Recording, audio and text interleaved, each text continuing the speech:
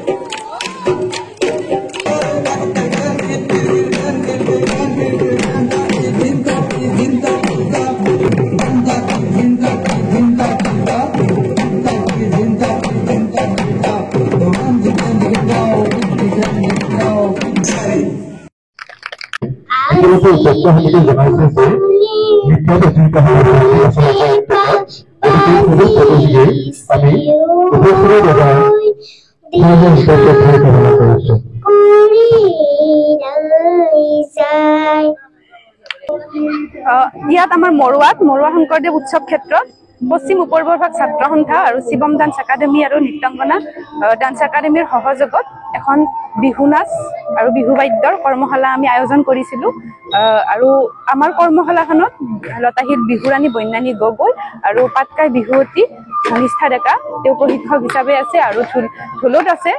ৰমেন বৰুৱা আৰু ধ্ৰুৱজ্যোতি ডেকা আৰু এই কৰ্মশালাখন আমি প্ৰতি বছৰে পাতি আহিছোঁ। এইবাৰ আমাৰ তৃতীয় বাৰ্ষিক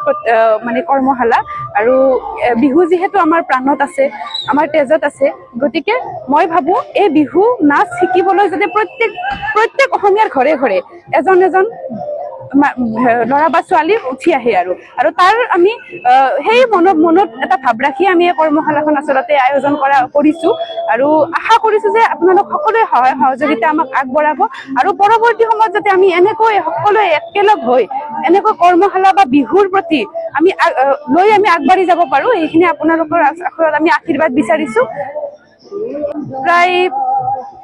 ৬০-৭০টামান হৈছে ইতিমধ্যে আৰু আমাক খবৰ কৰি আছে, হয়তো অহাকালিলৈ আৰু আহিব, আমি আশাবাদী। পশ্চিম উপ-বিভাগ ছাত্ৰ সন্থাৰ উদ্যোগত